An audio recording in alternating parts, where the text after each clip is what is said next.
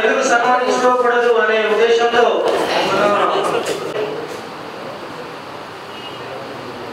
ఈరోజు మరియు తోటి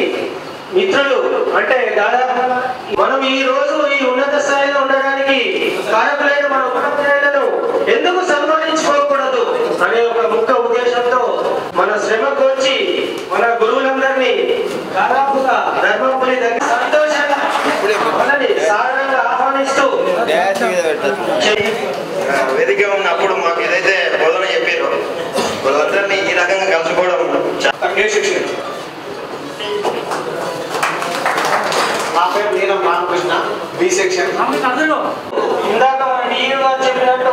మన తల్లిదండ్రులను మనం ప్రేమిస్తూ అవుతుందో అంతవరకు కృషి చేద్దామని సభాముఖంగా మాటిస్తూ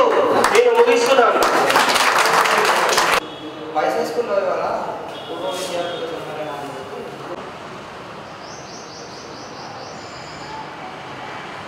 నేను కాల్ చేస్తాను ప్రోగ్రామ్ అయిపోయింది